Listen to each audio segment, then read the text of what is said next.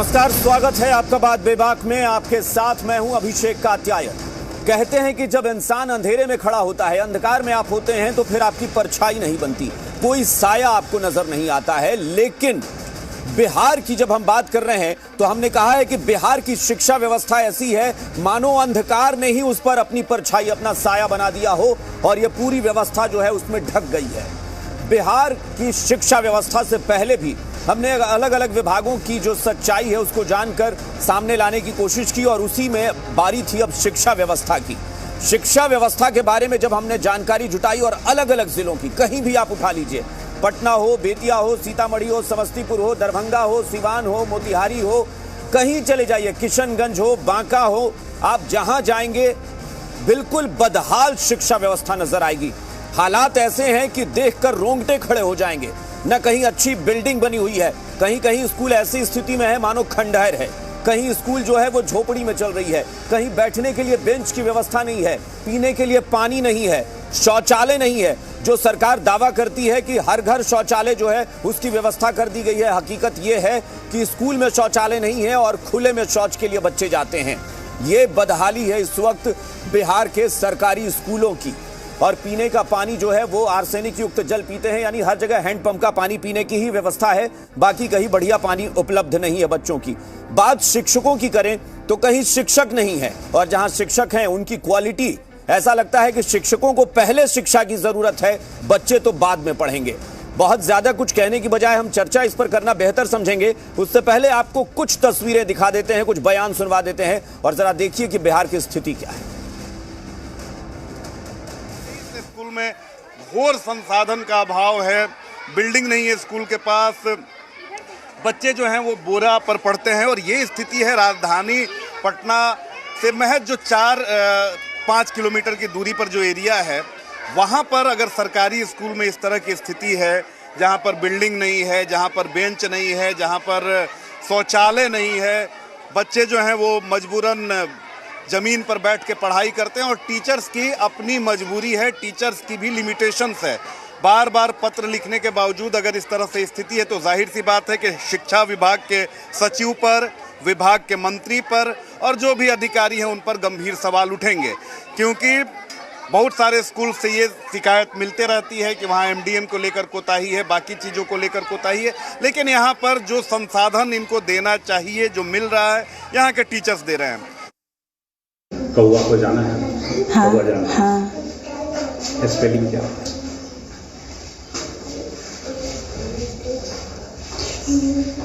PARROT। कौआ का मैंने पूछा। कौआ।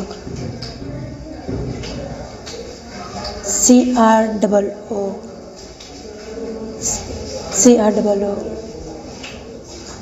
ध्यान। क्या?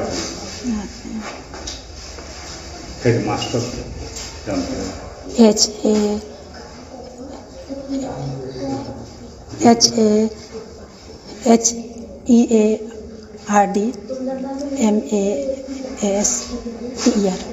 हेडमास्टर। शिक्षा मंत्री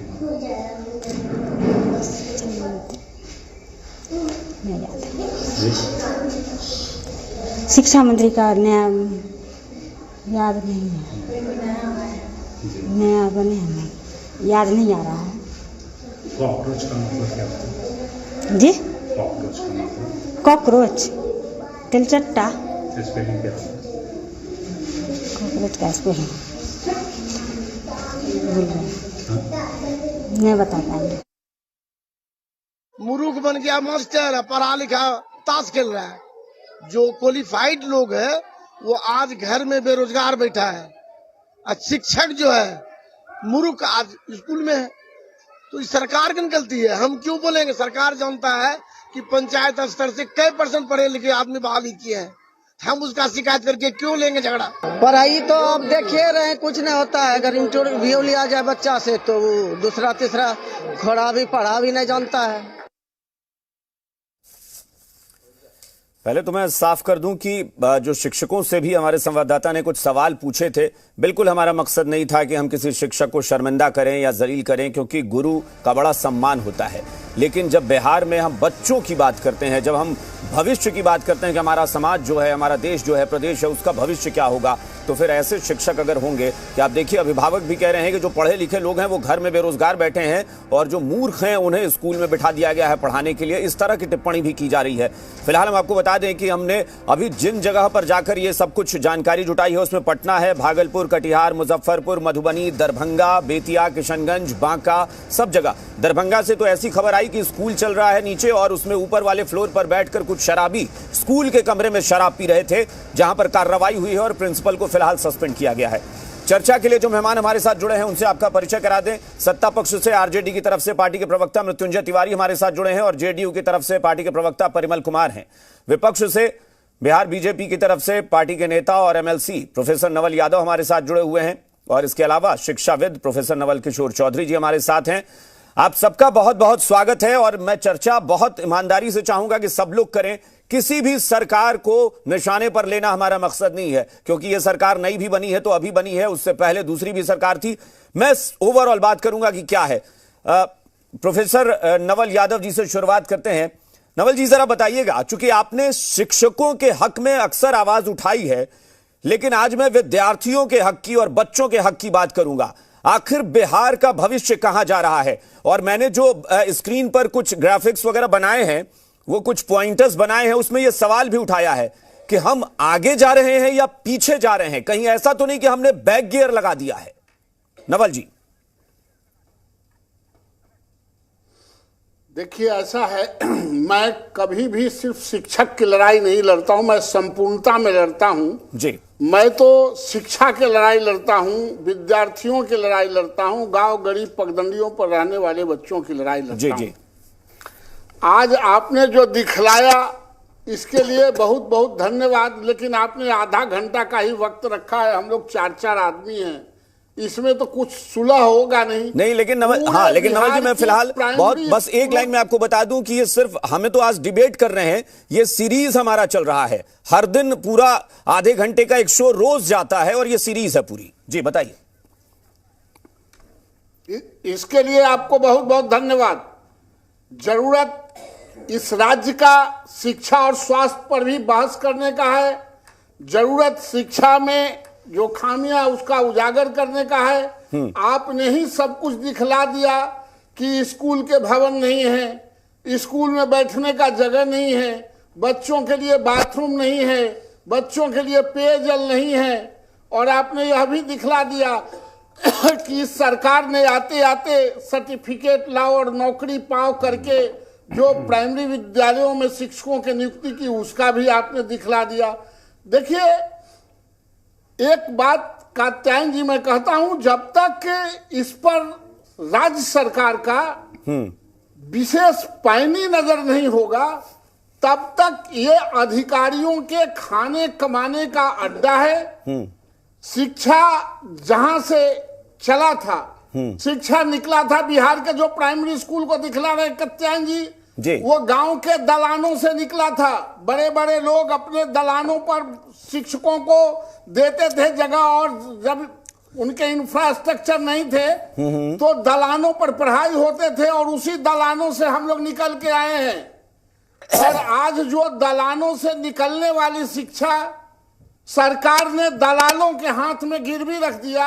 जब तक दलालों से निकाल के पुनः धरती पर नहीं लाया जाएगा, इसके इंफ्रास्ट्रक्चर तो ये जो इतना ढिढोरा पीटा जाता है कि हमने अपने बजट का सबसे बड़ा हिस्सा शिक्षा के लिए रखा है, ये 40,000 करोड़ रकम बताई जाती है तो सुनकर लगता है कि उफ, बिहार की तो पूरी शिक्षा व्यवस्था एकदम बदल जाएगी। तो ये जाते कहां है ये भारी भरकम बजट? ये जाते हैं 8 से 9% तो जाते हैं हाई कोर्ट से सुप्रीम कोर्ट में केस लड़ने में। करीब 2% से 3% अधिकारियों के टीएडीए में जाते हैं। रेस्ट पैसा उसके सैलरी में जाते हैं, और कुछ पैसा उनके पोशाक में और साइकिल में जाते हैं। और हम अपने आप को पीठ थपथपा लेते हैं। पोशाक और साइकिल जरूरत है बच्चों का, लेकिन वो पढ़ा नहीं सकता है। पढ़ाने का काम शिक्षक करेगा। जब तक आप वातावरण का निर्माण नहीं करेंगे, बच्चों को बैठने के लिए बेहतर व्यवस्था नहीं करेंगे, और सरकारी विद्यालयों के खास करके राज्य में प्राइमरी विद्यालय एक भी राज्य में नहीं है जिसको आप एग्जाम्पल के तौर पर आप बता सकते हैं। जिस राज्य का नर्सरी खराब हो जाए, उस राज्य का बगीचा कैसा होगा? इसलिए नर्सरी को ठीक करना ठीक है। मृत्युंजय तिवारी जी, एक बात बताइए, बहुत समय के बाद ये जो है कि किसी सरकार में जेडीयू से बाहर शिक्षा महकमा आया है, तो ऐसी उम्मीद जगी कि तेजस्वी यादव चाहते हैं कि ये डिपार्टमेंट हमारी पार्टी के पास आए और हम उस पर नजर रखें, और बड़ी उम्मीदें भी जगी हैं। क्या उस तरफ भी बदलाव का कुछ प्रयास हो रहा है? देखिए कात्यायन जी, अभी ये सरकार बने हुए 3 महीने ही हुए हैं, और इस सरकार की यूएसपी है कि पढ़ाई, कमाई, दवाई, सिंचाई, सुनवाई, कार्रवाई वाली सरकार साबित हुई है। तो ठीक है, आपने जो दिखाया वो तो प्रत्यक्ष दिख रहा है आपके चैनलों पर, हम इससे इनकार भी नहीं कर सकते हैं जी। अब इस पर भी हम नहीं जाना चाहते हैं कि शिक्षा व्यवस्था का ये बदहाली के लिए जिम्मेवार कौन है, फिर वो तू मैं वाली बात होगी। लेकिन हकीकत क्या है शिक्षा की, ये तो पोल खुल ही गई है। लेकिन हम तो सकारात्मक राजनीति करने वाले लोग हैं, हम दोषारोपण नहीं करेंगे। लेकिन 3 महीने में ही हमारे आदरणीय मुख्यमंत्री जी, उप मुख्यमंत्री जी, माननीय आदरणीय शिक्षा मंत्री जी, तीनों ने मिलकर के शिक्षा को किस तरह से इसमें सुधार लाया जाए, हर चीज पर गहराई से विचार किया है। और कुछ ही समय में आप और 6 महीने आप आदरणीय मुख्यमंत्री का जो जिक्र कर रहे हैं, अभी 3 महीने पहले का आपने जिक्र किया कि आपको 3 महीने हुए, 3 महीने पहले ही आप कोस रहे थे। 3 महीने पहले आप कोस रहे थे ना कि वही मुख्यमंत्री के गाइडेंस में शिक्षा व्यवस्था कहां से कहां पहुंच गई। आप लोगों ने कई बार यह सवाल उठाया था।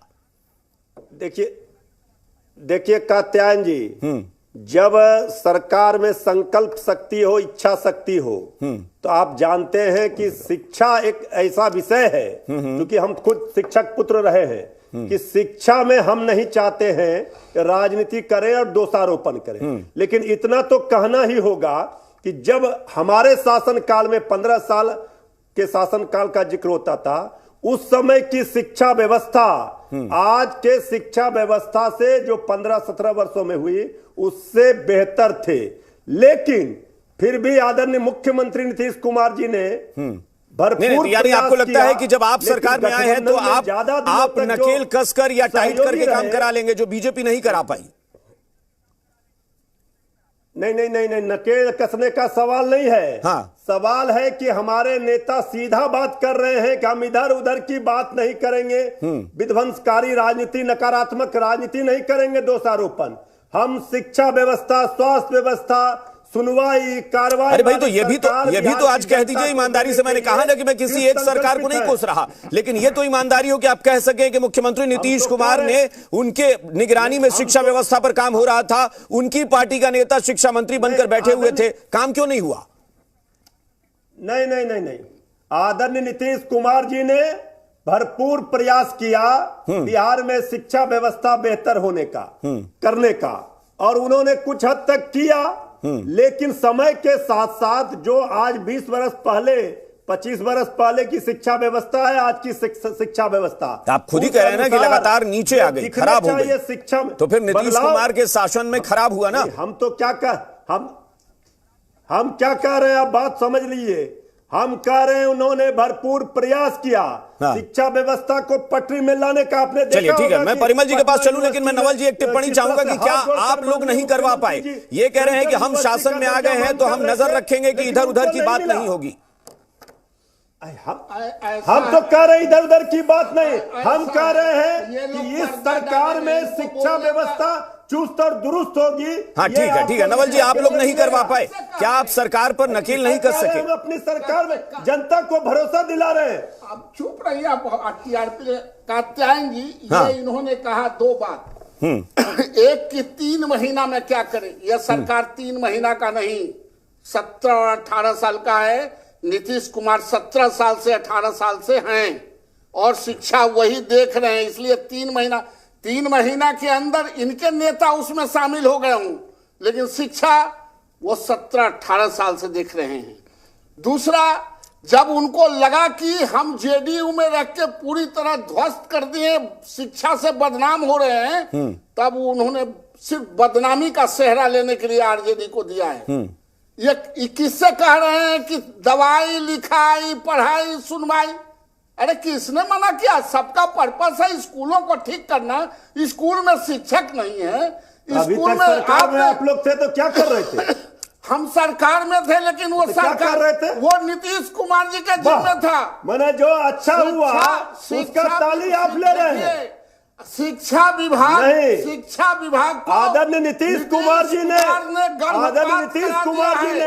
प्रयास किया, लेकिन आप लोगों ने बाधा पहुंचाया। पिछले 25 साल से सदन में मैं हमेशा कहता हूं, अगर है लोक लज्जा का ख्याल, बड़ा बात करते हैं तो सबों के बच्चों को पढ़ने का व्यवस्था कीजिए। ये सिर्फ गरीबों ये लेकिन ये फिर वही राजनीति होने लगी, मृत्युंजय जी आप कह रहे हैं यानी कि मुख्यमंत्री काम करना चाह रहे थे और सहयोगी दल ने मुख्यमंत्री को काम नहीं करने दिया। इतने मतलब लाचार रहे 15 साल नीतीश कुमार। भाई इसी का नतीजा है। उन्होंने आदरणीय नीतीश कुमार जी ने खुद ही कहा कि क्या कहे थे, डबल इंजन की सरकार होगी, ये होगा वो होगा। जो सरकार केंद्र की पटना यूनिवर्सिटी को सेंट्रल यूनिवर्सिटी तक का दर्जा नहीं दिया, तो इसी से मनसा पता चलता है किस तरह से रोड़ा अटका रही थी। ये तो फिर अब आप यूनिवर्सिटी में मत जाइए ना। परिमल जी हमारे साथ जुड़े हुए हैं, चूंकि जेडीयू की भूमिका ये है कि जेडीयू के पास शिक्षा विभाग लंबे समय तक रहा। परिमल जी मुझे एक बात बताइए, कौन है इस पूरे खराब सिस्टम का, इस दुर्दशा का जिम्मेदार कौन है? मैं फिर कह रहा हूं कि मुझे सरकार किसकी है, एनडीए की है कि महागठबंधन की है, मतलब नहीं है। जिस पार्टी ने अपने कोटे में शिक्षा मंत्रालय रखा लंबे समय तक, मुखिया जो सरकार के हैं वो उसी पार्टी से हैं, फिर आखिर ये दुर्दशा क्यों? देखिए, आप लोग किस चश्मे से देखते हैं और किस तरह के परसेप्शन को डेवलप करना चाहते हैं मैं नहीं जानता है, लेकिन आपको मैं एक एग्जांपल देता हूं, बहुत एक बेस्ट एग्जांपल। कल 67th बीपीएससी की प्रारंभिक परीक्षा की रिजल्ट आई है, जिसमें जनरल कैटेगरी के लड़के का सिलेक्शन 113 पर हुआ है, फीमेल का 105 पर हुआ है, एससी का 104 और एसटी का 100। आप देखिए, एक एग्जाम्पल दीजिए कि यदि बिहार में व्यवस्था यदि खस्ताहाल है तो इस तरह का कट ऑफ पूरे भारत के किसी भी प्रदेश में नहीं है। आप यूपीएससी की परीक्षा में 52% पर लड़के, जनरल कैटेगरी के लड़के प्रीलिम्स कंप्लीट करते हैं। तो एक तो नेगेटिव एस्पेक्ट आप देखते हैं और या बीजेपी वाले नेगेटिव एस्पेक्ट देखते हैं। कल ही रिजल्ट आया है और आप देखिए, तो मतलब आपको क्या लगता है? नहीं, आपको क्या लगता है कि स्कूल की व्यवस्था खराब होगी? स्कूल की व्यवस्था खराब होगी तो मतलब बिहार के बच्चे पढ़ते नहीं है क्या?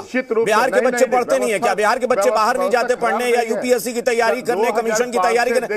अजीब साहब, मैंने इसीलिए कहा ना परिमल जी आप बात को मतलब कहां से कहां ले जाते हैं, मुझे तो आप पर हैरत होती है कि आप पता नहीं आप कौन से चश्मे से देखकर और किस दिमाग से बात करते हैं। नहीं, मतलब आप ये कह रहे हैं कि जहां पर स्कूल खराब है वहां के सारे बच्चे जो है वो घर में बैठे रहेंगे, पढ़ेंगे नहीं। ये ट्रांसफॉर्मेशन है बिहार के एजुकेशन सिस्टम का। और मैं बतला दूं कि 2005 से जब से आदरणीय नेता नीतीश कुमार, तो ये जो तस्वीर हम दिखा रहे हैं वो क्या है परिमल जी? वो तस्वीर क्या है ये बताइए ना जरा।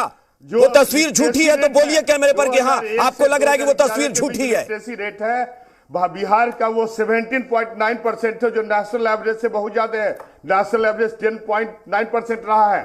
फिर आप देखिए पिछले डिकेडल ग्रोथ रेट जो नामांकन की है SC 15 साल में आपने सिर्फ यही रटा है कि हमने बच्चों को मुफ्त में कपड़े दे दिए, हमने साइकिल दे दी और बच्चे स्कूल जाते हुए सड़क पर नजर आते हैं बस। लेकिन स्कूल में जाकर पढ़ते क्या है ये कभी आपने नहीं देखा। जेंडर डिस्पैरिटी घटा है, राइट। महिला के प्रति एजुकेशन आप देखिए, महिलाएं कितनी आगे जा रही है। मैंने कहा ना, आप सिर्फ वही दिखाते हैं, आपको बस वही देखना है कि रास्ते पे लड़कियां स्कूल जाते हुए नजर आ रही हैं, लेकिन स्कूल में पढ़ाई कैसे हो रही है इस पर तो ध्यान ही नहीं है। अरे 109 कट ऑफ होना बीपीएससी में अपने आप एक दर्पण है। आप एग्जाम्पल क्यों दे रहे हैं? आप कल ही के एग्जाम में आप साइट को देखिए। तो इसमें कौन सी बड़ी बात है? बच्चे खुद से नहीं पढ़ते क्या? के लिए बच्चे खुद से नहीं पढ़ते क्या? व्यवस्था लगातार हमारी सरकार, हमारे नेता शिक्षा को दुरुस्त करने की दिशा में क्रियाशील है और आपको बतला दी कि लगातार नई नई। चलिए, मैं एक बार नवल चौधरी जी के पास चलूंगा, शिक्षाविद हमारे साथ जुड़े हुए हैं, प्रोफेसर नवल चौधरी जी। साथ ही साथ नहीं, प्रोफेसर नवल चौधरी जी, मुझे एक बात बताइए, ये लोग अजीब सा तर्क दे रहे हैं, अभी तक ये रट्टा मारते हैं कि बस हम स्कूल में हमने ज्यादा से ज्यादा बच्चों को। एक मिनट परिमल जी, परिमल जी, परिमल जी, परिमल जी, परिमल जी, हाँ ठीक है परिमल जी, हो गया परिमल जी, हो गया लगातार, हाँ हो गया इस दिशा में काम हो गया। नवल जी, नवल चौधरी जी, बेहतर प्रोफेसर नवल चौधरी जी, मुझे एक बात बताइए, आप तो बड़े करीब से, आप भी शिक्षा व्यवस्था पर अक्सर बातचीत करते रहते हैं, आपको क्या लगता है कि बिहार की जो शिक्षा व्यवस्था है। परिमल जी, परिमल जी, नवल चौधरी जी, आपने क्या देखा है, बिहार सही दिशा में जा रहा है या ट्रैक से और गिरता जा रहा है, भटक रहा है रास्ते से बिहार की शिक्षा व्यवस्था? बिहार में शिक्षा प्राथमिक से लेकर उच्च शिक्षा तक, जिसमें विश्वविद्यालय आते हैं और शोध संस्थान आते हैं, पूरी तरह ध्वस्त है। ये पहला स्टेटमेंट। प्रमाण अगर ध्वस्त नहीं है, अगर जैसा कि माननीय पैनलिस्ट जेडीयू के कह रहे हैं वह सही है, तो मुझे यह जानने का हक है कि इस राज्य के मुख्यमंत्री के तो बच्चे नहीं हैं, पहले पूर्व मुख्यमंत्री के बच्चे थे, शिक्षा मंत्री के बच्चे, एजुकेशन कमिश्नर के बच्चे, जितने विभाग हैं उनके सचिवों के बच्चे सरकारी स्कूल में क्यों नहीं पढ़ते हैं, सरकारी कॉलेज में क्यों नहीं पढ़ते हैं, वह आंकड़ा मुझे चाहिए। यहां मृत्युंजय तिवारी जी बैठे हुए हैं, मैं इनको डिटेल्स दे सकता हूं। जब माननीय लालू यादव जी से मैंने यह प्रश्न किया था पटने में, उन्होंने ऑन टेप स्वीकार किया कि शिक्षा ध्वस्त है, और उन्होंने यह भी कहा कि मैं यह बताऊं कि अपने बच्चों को मैं सरकारी स्कूल में तो भेज नहीं पाया, लेकिन मैं आपको आश्वासन देता हूं कि अपने नाती नातनियों को जरूर भेजूंगा। यह ऑन टेप है। किसकी शिक्षा?